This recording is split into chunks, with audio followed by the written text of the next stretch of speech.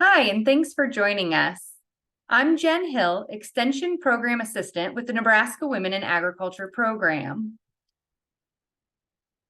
Women in Ag is excited to partner with the Center for Agricultural Profitability's webinar series, which typically takes place every Thursday at noon Central Time. You can see the upcoming schedule of webinars and find an archive of past recordings at cap.unl.edu.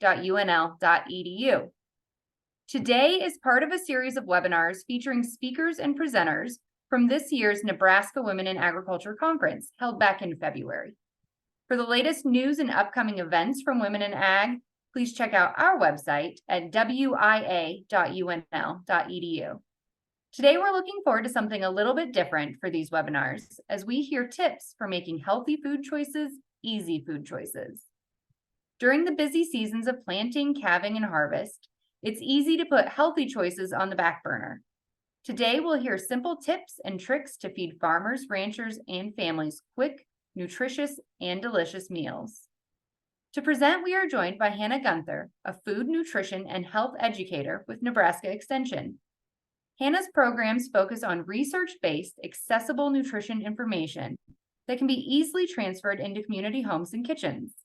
She received a bachelor's degree in dietetics from UNL and her master's in curriculum and instruction from the University of Nebraska-Kearney. She is a former family consumer science teacher and is now based out of the Cumming County Extension Office in West Point. If you have any questions throughout the webinar, please go ahead and write those in the chat and we'll cover those towards the end of the program. Hannah, thanks for joining us. Thank you so much for having me here today. I am so excited that I get to share this presentation again. When I did this originally at Women in Ag in Kearney, honestly, I left the presentation being seriously, I think I called my mom right afterwards, like on my way up to my room when I got done. And I was like, that was the most fun presentation I have ever done. Now, I do have a temptation to say that quite a bit whenever I teach these, but honestly, it really was so fun. And I think what made it just so successful was the interaction and the dialogue between me and the audience. Now, unfortunately today, we can't all be in person, but it is my goal that I am going to really have this presentation feel like we're all in the same room and space. So please, if you see anything, if you have any questions, please put it in the chat box. And so we can kind of continue the discussion once we're done. So I am going to kind of start talking, and I am sorry, but I'm going to be talking for a while. But we're going to go ahead and dive right on in. So as we mentioned, this presentation is a rendition of my Food in the Field program. So Food in the Field was started back in 2018, right when I got started with Extension. So as mentioned, I'm a food nutrition and health extension educator. I'm located in West Point, and I'm currently reporting to you live smack dab from the middle of the feedlot kitchen. So one thing that's kind of unique about me, I'm actually not from an ag background. My maternal grandpa had a feed store, but I grew up in Dallas, Texas, and then moved back to Nebraska in high school. And so this is actually my first time, being right there in the middle of it all and living on the farm. And so Food in the Field really got started because what I noticed was during these busy seasons of harvest and planting, I noticed how my husband, Adam's eating patterns began to change. And if you are from an ag background, you probably can relate with these pictures that I have on the screen here. And even if you're not from an ag background, you probably still can relate to the stress that comes with those busy seasons. We actually just got done with our county fair. And, I always tell Adam, county fair is kind of like my version of harvest.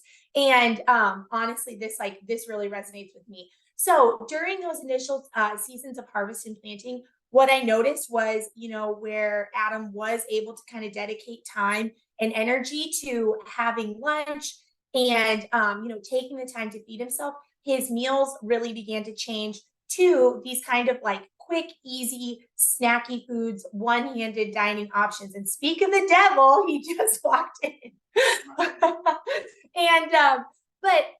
And I kept asking myself, I was like, here is my husband who's really dedicating his life to feeding the world, but kind of at the expense of his own health.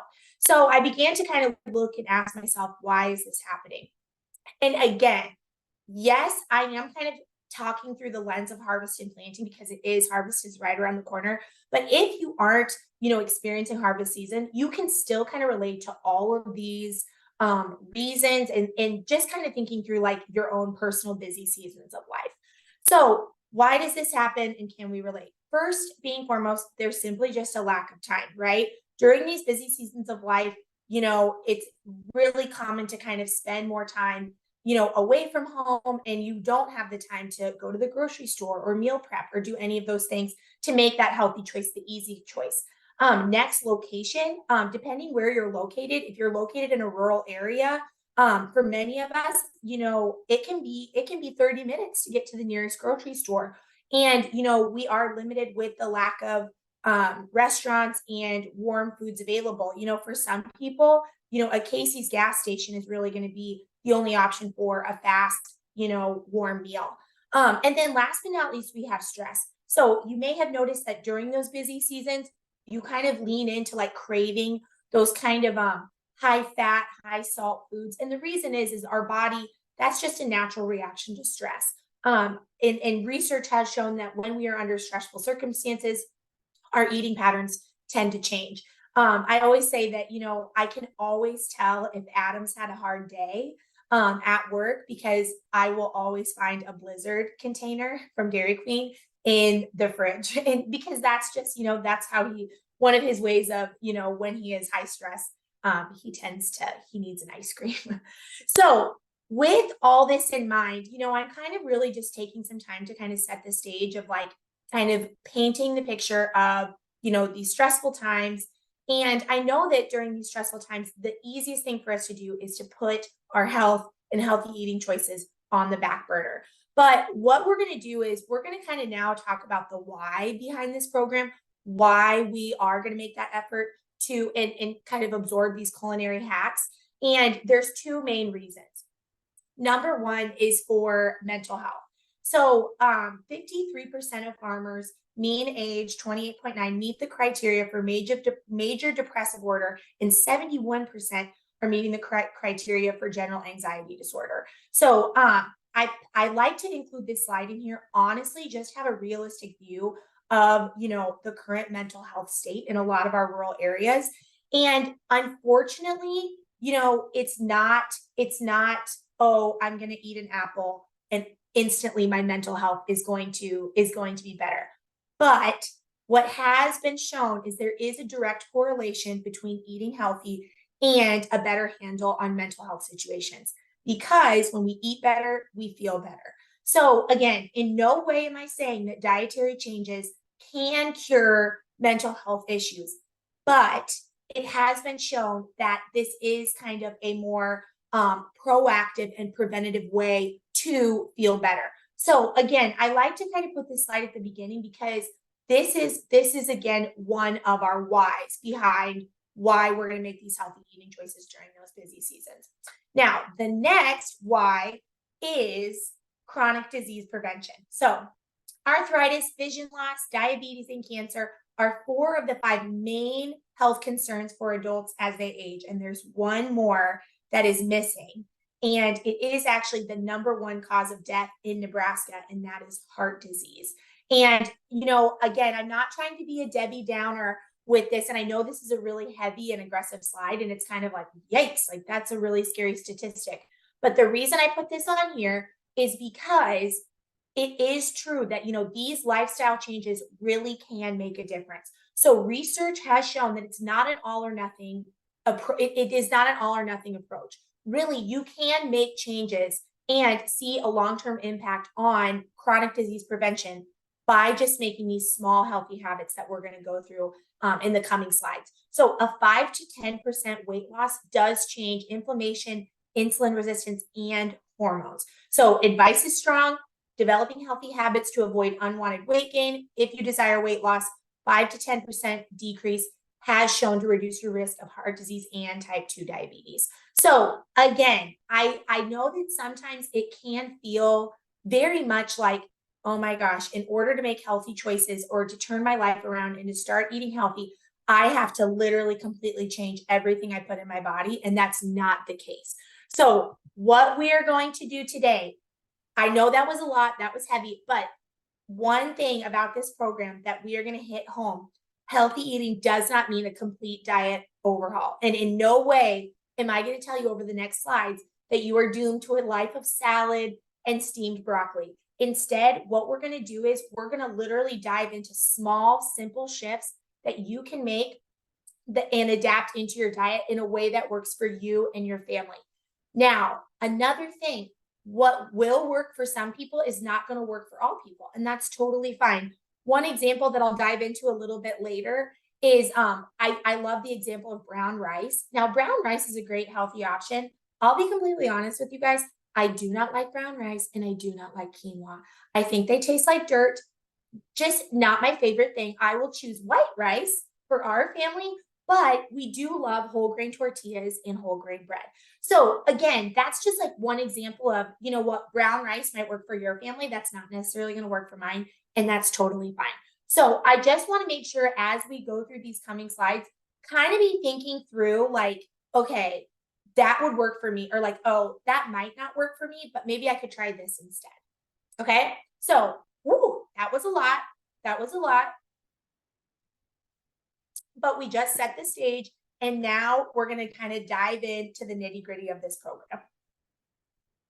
So, small shifts towards a healthier eating pattern. We're going to start here. Now, I'm not going to dive into my plate because many of us are fairly comfortable and understand what it is and what it represents. So, my plate obviously is the new dietary guidelines that represents the 4 or the 5 food groups and how we should kind of adopt them into our eating pattern. So half of our plate should be fruits and vegetables.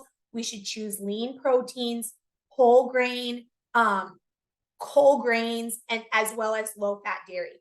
And, you know, here are 2 great examples of, you know, those small shifts applied to field meals. So these are actually pictures that were sent to me by a farmer who participated in our Food in the Field program.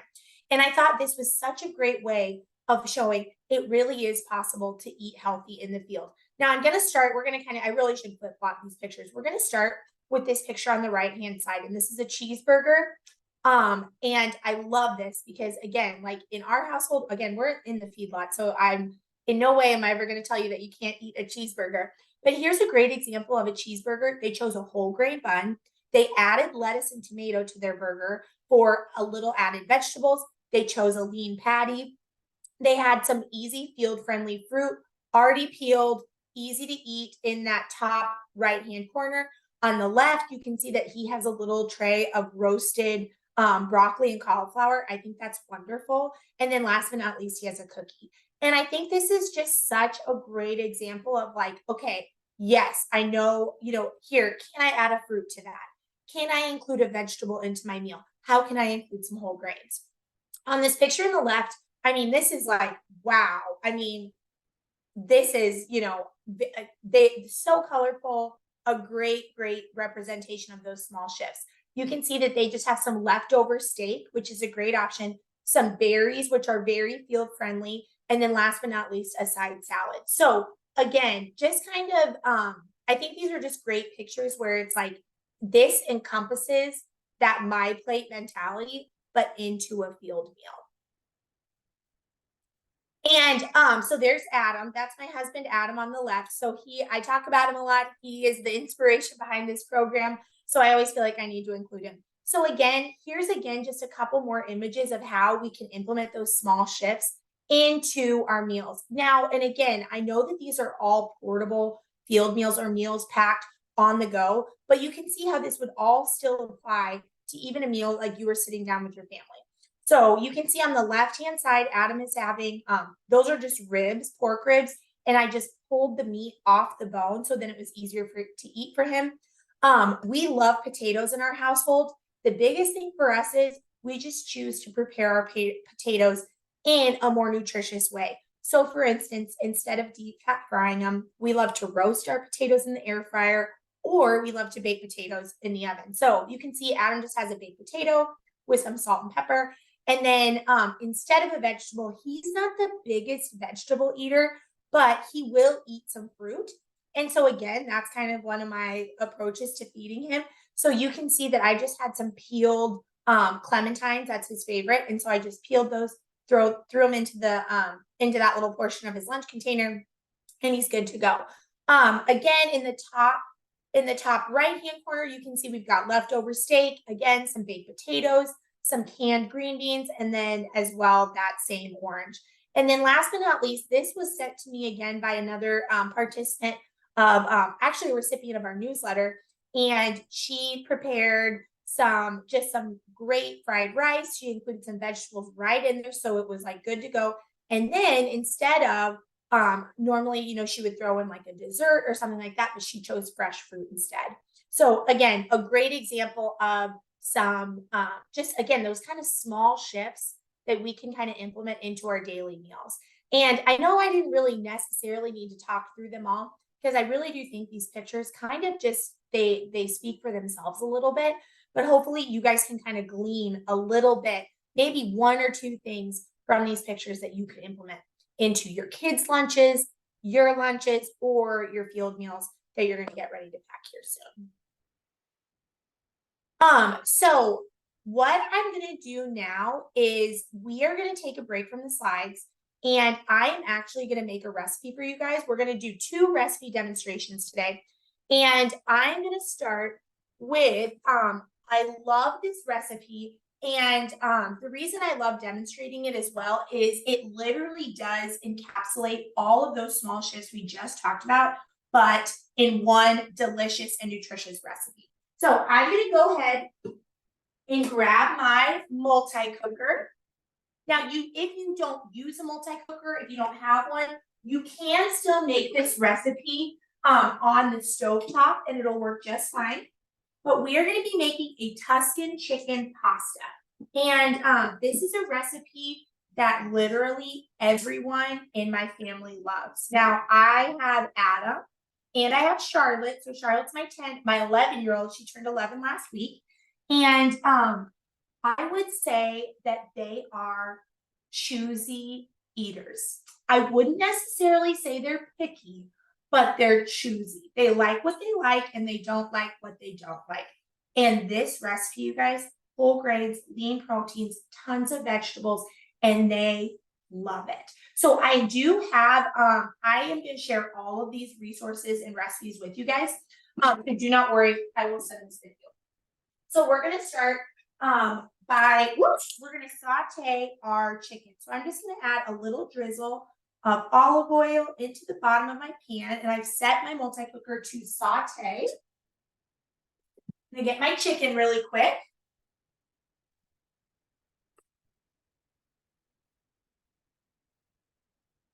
So what I have here, these are just boneless, skinless chicken breasts. One great tip I will say is anytime you are at your local butcher, and let's say you're going to be making fajitas or you're going to be making this recipe, you can always ask for them to cut up your chicken or any of your protein for you and then reseal it. Like I love chicken. I don't love touching chicken. So I always ask them to cube it up for me. Whenever I get ready to make this recipe, they're happy to do it. Such a time saver as well. So what I'm going to do, we are going to saute our chicken to start. So this is already heating up. If you use a multi-cooker at home, you know these babies heat up so quickly. And it is so nice because literally we're going to saute, we're going to cook, we're going to do everything in one single pot. So I love this recipe because it's easy clean up. So I'm going to go ahead, I'm just going to cut this open and we're just going to add in our chicken. I'm going to wash my hands. You always need to wash your hands after handling raw protein. And even if you feel like you barely touched it, you know what? No one wants to be the recipient of a foodborne illness. So even if you feel like you barely touched the chicken, still better safe than sorry. It's always smart just to go ahead and wash your hands with soap and water. Okay, so I'm gonna get a spoon here, and we are just gonna start to let this chicken kind of brown up. And we're just gonna kind of par cook it in the multi-cooker before we go ahead and add our ingredients, our remaining ingredients. So while we're gonna let that simmer or saute, I should say, I'm gonna pull it up. I have my recipe on my phone. And we are going to add in our chicken, tomatoes, garlic, Italian seasoning, salt, and pepper. So next we're gonna add in 1/2 cup of sun-dried tomatoes. You can get these at the store. You can get them dried, or you can get them in a jar with oil. Either one works great. And this is one of those things too that honestly, I love to have these on hand in my pantry whenever I go to the grocery store. They are so great in pasta salads, in wraps, on sandwiches, in any pasta dish. I mean, it's just one of those little flavor bursts, and a little goes a long way. And I will say, with the once packed in oil, that oil is so flavorful and it's so nice. I like to save it and then use it on a salad dressing with just a little bit of vinegar or a little bit of lemon juice. So good. So we're going to add 1/2 cup of these. These are dried julienne sun-dried tomatoes. One thing I should always have a disclaimer. I never measure, but I've also made this recipe a lot. So if that makes you uncomfortable, I'm so sorry, but I just don't measure things. So we're going to eyeball 1/2 cup of our sun-dried tomatoes. Perfect. We're going to add in our Italian seasoning. The recipe calls for 1/2 tablespoon. So I think 1/2 tablespoon is like a hefty pinch. And then we're gonna add in our salt and our pepper. Sorry, forgot that. Have to grab it. And I love this recipe so much because if you are monitoring your salt intake, honestly, there's so much flavor with the sun-dried tomatoes and the herbs. You could very easily reduce the salt intake if necessary. And then last but not least, we're gonna add in our garlic. One of my culinary hacks, I don't even know if I would call it a hack, but I will say I always buy pre-chopped garlic. I used to be that person that would hand mince and hand chop my garlic. No longer. That is not me anymore. I don't have the time for it. And I don't know. I don't like how my hands smell for forever. Now, one thing with garlic, I will say that I feel like they never explain this well enough. And it's so, so important. Now, garlic burns extremely easily. I'm going to add just a tick more oil. It's looking a little dry in my pan. So I'm just going to add a little drizzle more. Garlic will burn extremely easily and it will have a very, very rancid flavor. So if you're ever making a recipe and all of a sudden you're like, gosh, something does not taste right, it could be that you burned your garlic. So what you want to do whenever you are sauteing something like this, you want to add the garlic in at the last minute. So like you want to cook it the last 30 seconds. So I'm going to go ahead, my chicken, I wish I had another set of, I'm just going to give you guys a quick little, so you can see that chicken's pretty, looking good. Everything's looking nice. So what I'm going to do now is I'm literally just going to add in my garlic. I'm going to quick saute this, and then we're going to turn down the heat because we do not want that garlic to burn. If you do burn your garlic, like, and you'll know, it turns brown very easily, and it'll even sometimes, it can even blacken. If, unfortunately, you burn your garlic, I hate to say it, you probably need to start over. There's really no, like, saving the recipe at that point if you do burn your garlic. Okay, so what I'm going to do now, this is looking good, so I'm going to just go ahead and press cancel, and then let that continue to saute in the residual heat. So now what we're going to do, we literally are almost done. How easy is this? we're gonna go ahead and add in our pasta and our chicken broth. So today I am using whole grain spaghetti. Normally I use a penne or any kind of other like whole grain pasta, but our grocery store only has whole grain spaghetti, so we're gonna make it work today. So what I'm gonna do is I'm actually going to take this whole grain spaghetti and I'm gonna break it into 3 pieces. Make sure you do it over the pot. We're just gonna add that right in. Now, I will be honest too, whole grain pasta was another one of those things I was like, this is nasty. Like, I do not like this. I don't like the texture. I don't like the grit. I wish I liked it because I like the added fiber and the added nutrients that come with it. Keeps me fuller longer, but I just could not get over the texture until I started using my multi-cooker. And you guys, nothing cooks whole grain pasta like the multi-cooker. I really, really, really stand by that. So I'm gonna go ahead, I'm gonna add that in. I'm gonna add a little bit. It's okay to go a little bit over on the pasta on this one because we're gonna add some liquid. So I've added that in, and now we're gonna go ahead and add our chicken broth. And I need 3 cups of low sodium chicken broth. So I'm gonna go ahead, again, I'm gonna eyeball it. Sorry if this is giving anybody severe anxiety today. And what you wanna do is we're gonna lightly kind of toss this around.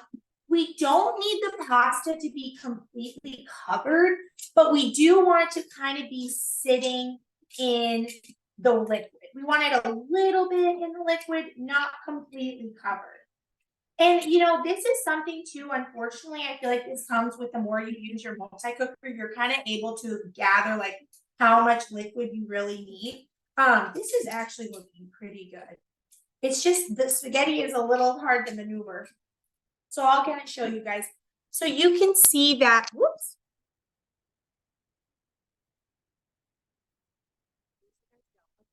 I got out of the screen and I was like, oh no.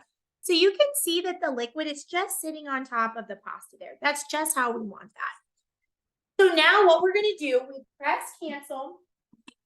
We're gonna place our lid on.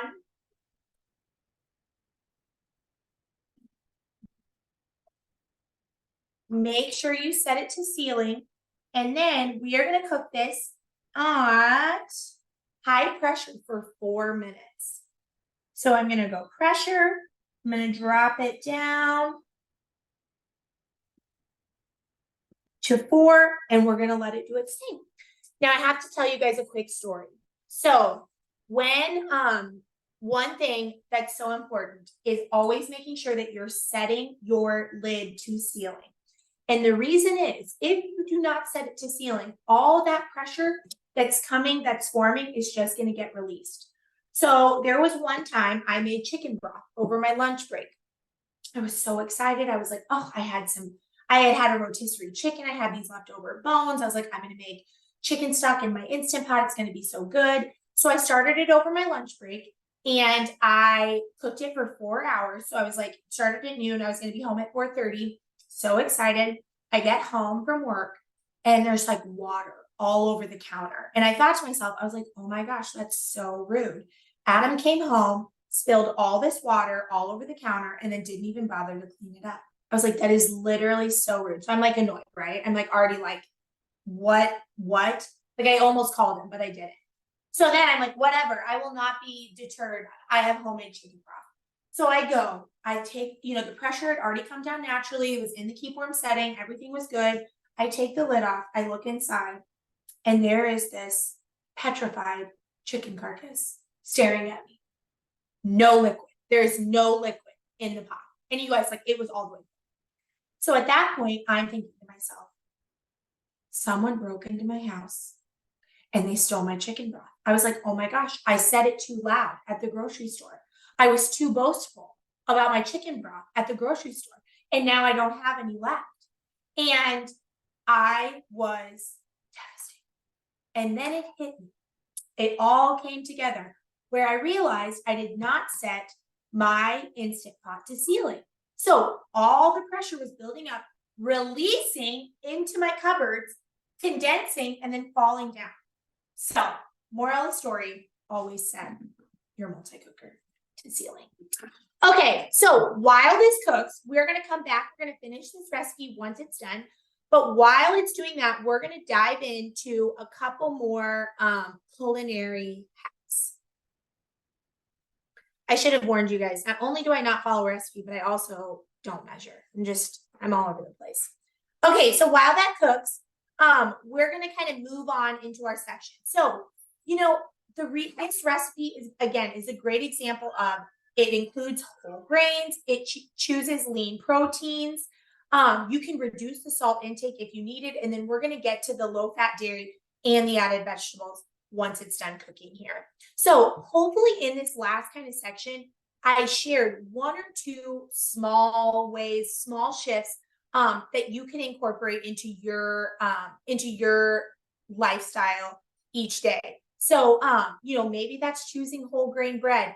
Maybe that's choosing brown rice or whole grain pasta. Maybe that's just choosing lean protein, you know, maybe choosing chicken breasts instead of chicken thighs.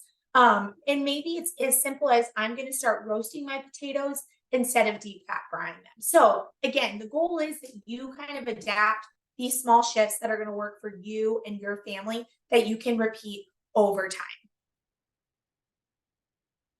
Okay, next we're going to dive into we're going to dive into some tools for success to, again, help make that healthy choice the easy choice. So during those busy seasons, I would say, you know, I always hesitate bringing up meal planning because I know so many of us, when we think about meal planning, we're like, oh my gosh, number one, I don't want to eat the same meal over and over again. And number two, that is so overwhelming. Like I get so easily overwhelmed by meal planning. But a meals to remember worksheet is super, super helpful. So what a meals to remember worksheet is, and I have mine over here. I'm going to grab it really quick. What this is not a meal, but what it is a list of meals that your family knows and loves that you can make in a moment's notice, that you almost always have the ingredients on hand for, that are easy and that you can remember right away. And a great example is, you know, there's times in our house where it's like, we'll make grilled cheese. And I mean, for the most part, we usually have bread, butter, and cheese. And every time we have grilled cheese, we're like, gosh, that is so good. Like, why aren't we making grilled cheese more? And that's kind of that's really what the Meals to Remember worksheet is all about. So the goal would be that you would sit down as your family, and again, you would build that list off to the side of meals that you guys really enjoy. And you know, you can kind of fill this out for different seasons of life too. Maybe you have one that's for baseball or softball season. Maybe you have one for harvest. And this would include, you know, you'd sit down as a family and you fill this out together. What are the meals that you know and love? From there, then you can pick for the week. Okay, I'm going to pick 3 meals from this list. And, you know, I always stand by a frozen pizza and a bag salad is a great family dinner to kind of that kind of fills a need quickly. And then underneath, that's where you can have your notes section where it's like, okay, you can look through your fridge, freezer, and pantry, and then you can say, okay, this is what I have. This is what I actually need. And this is just a really great way to kind of take that stress out of going to the store and then having to decide, oh my gosh, what are we going to eat this week? So you know, and it's up to your family what works for you. Maybe you do this once a week. Maybe you do this once and it lasts you for 2 weeks. Maybe you fill this out on Sunday. Maybe you're busy on Sunday and you finally get it filled out on Thursday. You know, it's totally adaptable for you and your family. And I did share this as well with everybody. So you guys will all have a copy of this that you guys can use. So the number one reason for tools, and I always put this on there. So hopefully you guys saw on my notes, I always put out thaw, like what meat to thaw. Without a doubt, the number one reason that people struggle with or rely on prepared foods or going into town, getting something from a restaurant, picking something up, is that they forget to thaw their protein. Okay. And so I think it's important to touch on this of just, there are 3 food safe ways to thaw your protein. That is in the fridge, So that means you're taking it out, you're letting it thaw completely in the fridge, which can take anywhere from 24 to 48 hours. If you need some protein thawed within, a couple hours, the best way, in my opinion, is under cold water. So you're going to submerge it in cold water, and then you're just going to change that cold water every 30 minutes, and it will thaw within 1 to 2 hours. Last but not least, you can use the microwave in the defrost method. The only thing with the microwave is and I'm sure you guys have all experienced this, you will get some kind of cooking around the edges, which is kind of hard to manage, and a little bit, it can kind of change the integrity of the entire recipe. Now, my game changer. What has saved me, you guys, and I always share this. I'm going to go get it. Hold on. I'm going to show you what has saved me. Is our thawing basket. So I have just like a long, narrow thawing basket in our fridge. I have 2 of these. One of these is for eggs. One of these is for protein. And every time I look in the fridge, and if I see this is empty, I'm like, oh, I need to put some meat in there.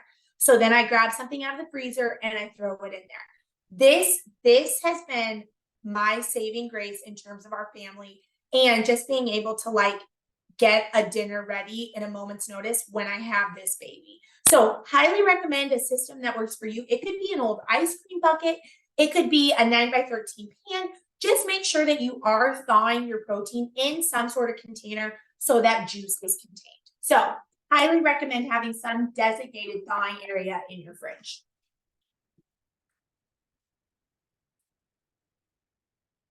Okay, next we have, we're going to talk about just improving your overall food environment. So what this means, as we talked about in the title of this session today, is making the healthy choice the easy choice. And there are some things you can do to kind of rearrange your kitchen and your fridge in order to make that happen. So there's a lot going on in this slide, and I apologize. And I literally am thinking to myself, why did I make this yellow with white writing? I apologize. I'm going to fix this. But the first thing that I would recommend is always stock your fridge, your freezer, and your pantry. So ideally, you would have healthy food options in the refrigerator, ready to go, in the freezer as backup, also in the pantry. So a great thing, I always try to have fruits and vegetables in all 3 places. So frozen spinach, I always have a bag in our freezer. It's great to throw into smoothies, into pasta dishes, etc. I love frozen berries. Being in Nebraska, you guys, we don't have access to, to produce year round or fresh produce year round. So utilizing fresh and frozen and canned options is so, so important. In our pantry, we always have raisins, applesauce, canned pineapple is so good. I love it. And then also protein options. So as we mentioned, it's important that we always have protein options in our freezer, but in the pantry, we try to always have some sort of almond or nuts. Canned chicken and tuna are so great and can literally save the day in a moment's notice. And then just beans as well are great to have. Next, in terms of organizing your pantry and your fridge, always keeping those healthy food options up close. So one thing that we've done, obviously I have an 11-year-old and she's pretty capable of feeding herself, but in the pantry, she'll go in, she knows where the snack drawer is. And, in the snack box, there's fruit snacks, there's Rice Krispie treats. No food is off limits in our house. And I'm really passionate about that. But what I do is I keep the applesauce and the raisins and the granola bars in front. And it's shocking to me that, Charlotte will always grab the applesauce first. And those fruit snacks and those snacky foods are right there. He's literally, all she would have to do is just reach behind it, but she never does. She always goes to that applesauce instead. Another example too would be Nutella. She loves Nutella so much. Oh my goodness. And so what I've done though is the Nutella is out. It's not hidden by any means, but it is behind a cover. So it's not the first thing that Charlotte sees whenever she opens the fridge or the pantry. She has to go, when she wants it or is craving it, she would have to go to another cabinet open it up, and then get it out. And so again, it's just those little kind of things that you can do that really do make a big difference. And I'm gonna say one more story. So Charlotte bakes a lot of cakes, and cake is my kryptonite. Basically anything with frosting is my kryptonite, like any frosted sugar cookie, frosted donut. I mean, literally just anything with frosting, but she makes layer cakes, and you guys, I could just, I love frosting. And again, no, we really have a very much like in all foods, no foods are off limits in our house. But Charlotte was baking all these cakes, and I'm just going to show you. She would leave them right here next to the fridge, right there. And so when I would go to the fridge and get a snack, you can probably imagine that I would take a pit stop on the way. And, I just had a fork and I would just have a couple bites of cake. And then I would go get a snack out of the fridge, which is totally fine. But I just realized, I was like, okay, when I'm actually hungry, I'm leaning on cake instead of probably like something like a little bit more filling and nutritious. And so what I did was I just moved it to the pantry. Our door is open in the pantry at all times. Like I can literally see the cake. But what happened then was whenever I wanted a piece of cake, I would cut a piece of cake and eat the cake, enjoy the cake, versus just like sneaking little bites here and there. And again, it's like I probably am eating the same amount of cake regardless, but it helped me where it was like kind of listen to my own hunger cues where it's like, am I hungry? I actually need something to eat, or am I really just wanting a little sweet treat right now? And then last but not least, we'll just kind of throw this out there. Depending on your needs with your family, some people do find it more helpful if they cut, wash, and prep all their produce prior to once they get home from the grocery store. We personally don't do that in our house, but I know for some people, if the strawberries are all cut, if the celery is all nice, if the lettuce is washed and cut, they are more likely to use it. So just kind of keep that in mind of what kind of works for your family and if that would be helpful. Okay, we're going to make another recipe. Now, I was going to make this chicken salad recipe, which is phenomenal. Highlighting, I wanted to highlight our utilizing canned proteins and whatnot. And I am going to share this recipe with you because I think it's wonderful. But instead, what I'm going to do is we're going to make homemade hummus today. And I love this recipe because I'm going to stop sharing. I love this recipe so much because homemade hummus is so different than store-bought hummus. And it tastes so good. And it literally is like 3 ingredients. So we're going to make that. Before we do that though, we're going to finish our Tuscan chicken pasta recipe. This actually is working out quite nicely. So one thing we're going to do whenever we are cooking with pressure, we can't add any protein or any dairy into the recipe while it's cooking under pressure because it's going to have a tendency to split. So what we're going to do is we're going to carefully release the pressure in our multi-cooker, and then we're going to finish up our recipe. I just need to double check if this needs a natural release.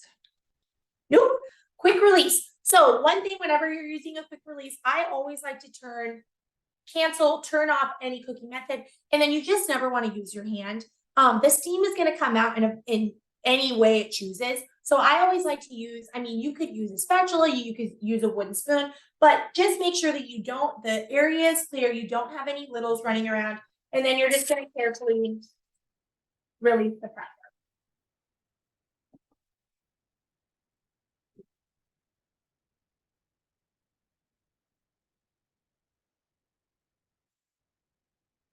While it's doing that, I'm going to get out our remaining 4 ingredients.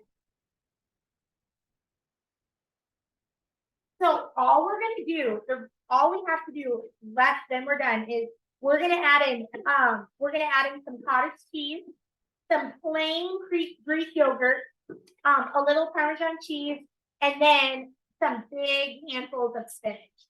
One thing I will say with this recipe, if you didn't want to use chicken, you don't have to. You can totally leave the chicken out and then just kind of make this as a side dish to pair along steak. Shrimp kebabs would be great. I think shrimp in this would be delicious. What you would do instead is you would just make it without the chicken, and then we would stir in the shrimp to cook at the very, very end, after the pressure has come down. You can also use sausage. It's really, really good with like a chicken sausage or any sort of like Italian sausage. It's very good with that as well. So I'm just gonna let this come down.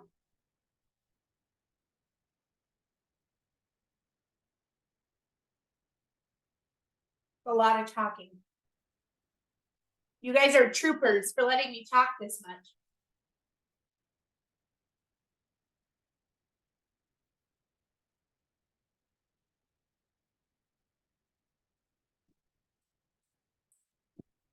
Okay. I'm gonna get this ready. And I mean, this recipe is so simple. I mean, I think, and it honestly, I think it gets better and better. Like it makes amazing leftovers. And again, like my husband loves this recipe. My daughter loves this recipe. I just think it's such a winner.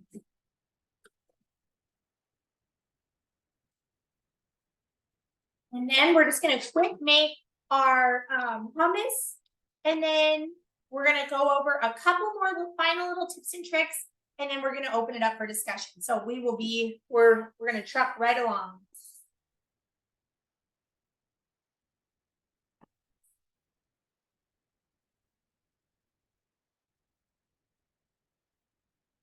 It's coming.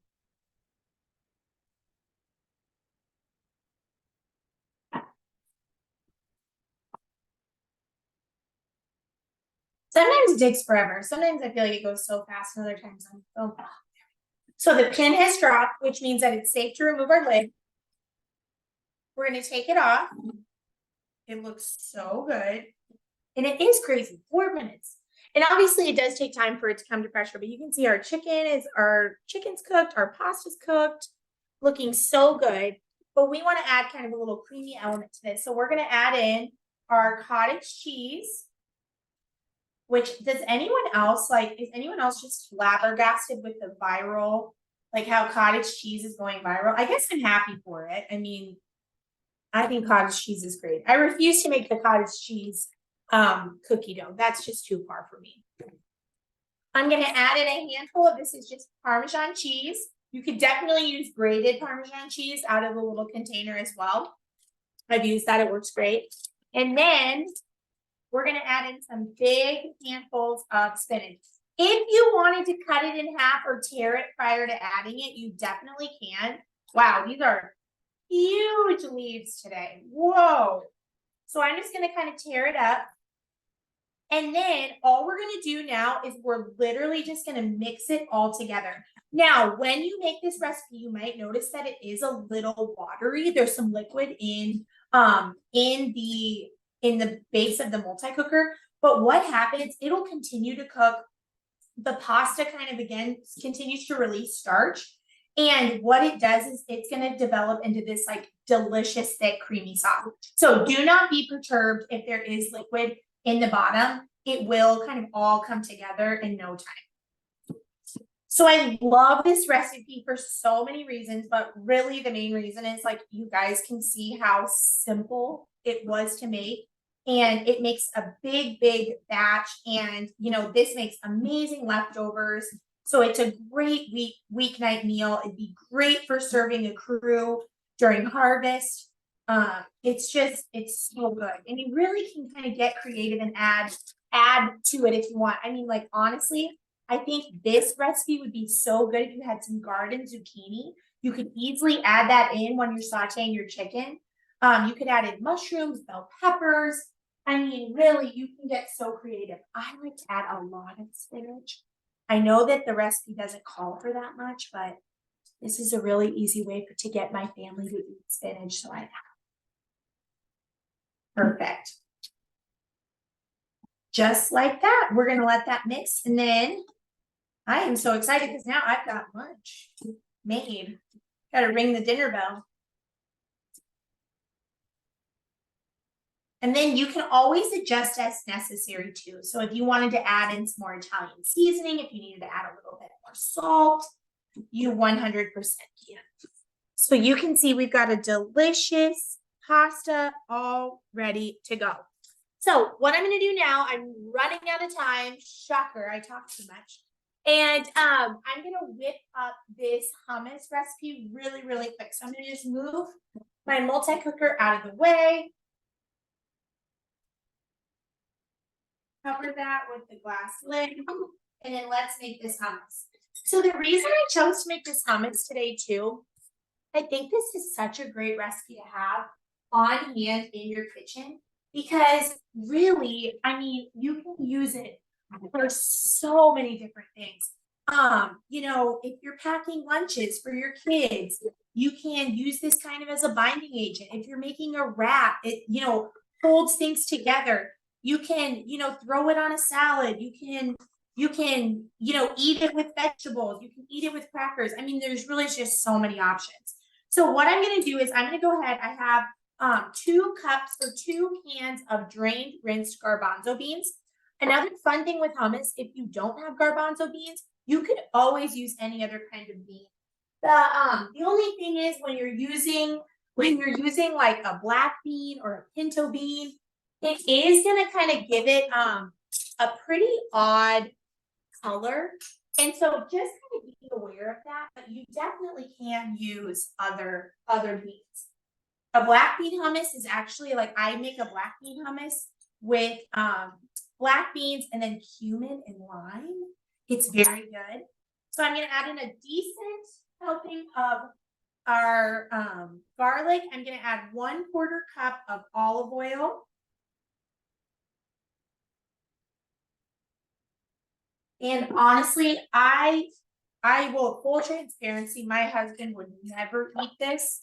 He is very anti-bean, which is fine. But I think it's important too to realize, like for me, his busy season is also busy for me. So it's important too that I have food options that are great. I can grab and go and enjoy them as needed. So that's why I think it's important too to make sure if you are the primary chef during these busy seasons, make sure that you do have some items for you. So I added salt, pepper. I'm going to add the juice of half a lime. If you don't have a lime, you could, or a lemon. If you don't have a lemon, you can always use apple cider vinegar.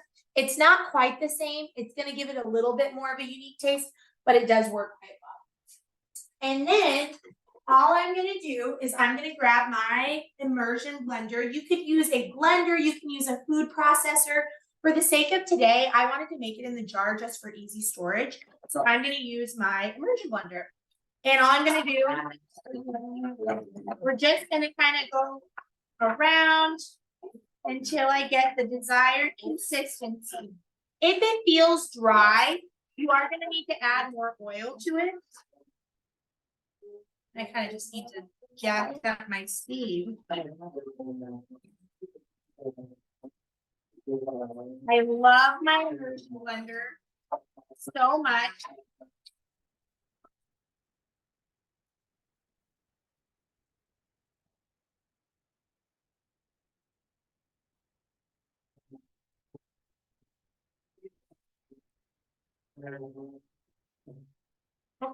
All done. How easy was that? And this, I mean, again, if you are anti-hummus, that is totally fine, but I ask you to give homemade hummus a shot first. It tastes so different, and it is so stinking good. And from this point, it's totally up to you. You could add in other ingredients if you wanted. You could add in some roasted red peppers. You could add in some olives. It's totally up to you. I'm going to keep it pretty simple today, but I am so excited to enjoy this all week long with my fresh garden cucumbers. We're ready to go. Okay, you guys, we are almost there. I promise. We are going to wrap up this whole show today with a couple more just tips and tricks. Okay. One more reminder, fresh, frozen, canned, and dried, and 100% juice all count as a serving of fruit and vegetable. So just a great reminder too, whenever you're stocking your fridge, freezer, and your pantry. I'm going to zip through these and we're going to go in now into basically what I have found to be my culinary hacks. Now, I do spend a lot of time in the kitchen. I eat, breathe, love food. But this is what I have found that works for me. So hopefully one of these tips can work for you as well. Number one, don't let your choosy eaters get you stressed. So I think sometimes it can be really, really stressful and overwhelming to kind of be dealing with that. And sorry, I'm telling my choosy eater to go in the other room. And but I think too, you know, as we talked about at the very beginning, really it is it's a privilege, and it is sometimes can be really overwhelming and taxing, but find what works for them and try to kind of keep that conversation going and work together. So, you know, maybe a choosy eater in your family does not like beans. Maybe it's your husband like mine. Don't try to serve them beans then. You know what I mean? Like, find what works for them. We always want food to be not only nourishing, but also enjoyable. Get heavy-handed with your seasonings. No one is going to eat healthy unless it tastes good. And a great way to help make food taste good is through your seasonings, your herbs and your spices. Paprika, smoked paprika, oregano, Italian seasoning, garlic powder, onion powder. Really get hefty with those seasonings, especially when you're roasting vegetables. And it really does make such a difference. Salt, fat, acid, heat. I don't know if anyone has read the book or if they've seen the docu-series, but this really is like the balance of flavors that makes things delicious. So next time you're making a recipe or you've made a recipe and you're like, gosh, something is not right. The best word of advice I ever got from someone was add more salt, add more acid. So basically, always add a pinch more salt and then follow it up with either some lemon juice, lime juice, vinegar, whatever your acid is in that recipe, just add a little bit more and see if that helps. Oh, pesto. So pesto, I have pesto on the slide, but what I really do mean is like any prepared seasonings. So marinara sauce, pesto, pizza sauce, olive tapenades, hoisin sauce. These seriously are such amazing ways to add a whole lot of flavor with zero extra work. So next time you're at the grocery store, just kind of try to build out that section of your fridge where it is those like easy grab and go seasonings that you can use in such a variety of ways. Pesto on roasted potatoes. Oh my gosh. We add a dollop into our spaghetti sauces, into our soups. We toss it in our pasta. I mean, the possibilities are truly endless. Vegetable prep. Okay, so what I mean by this slide, one thing that I have seen time and time again is people go to the store, they're like, oh, I'm gonna buy a butternut squash. I, see that people like them. They get it home, they don't know how to cut it, they get overwhelmed, so then they basically like write off these vegetables forever. If you don't know how to cut or prepare a vegetable, use YouTube or any other resources and ask how to do it. So like even kale, you really do need to remove that fibrous rib of the kale before you eat it. If you've ever tried to eat that in kale, it is so unpleasant. But it's those little tips that really make such a difference. And I mean, it takes 5 minutes of your time. Just look online. How do I cut butternut squash? What's the correct way to cut cauliflower? How do I cut an onion properly? Once you do it one time, you'll probably never have to do it again, but just kind of do the work. Don't let that hindrance of not knowing how to prepare it keep you from enjoying such a wide range of fruits and vegetables. So that's it. That's my spiel. Those are my culinary hacks, my culinary tips.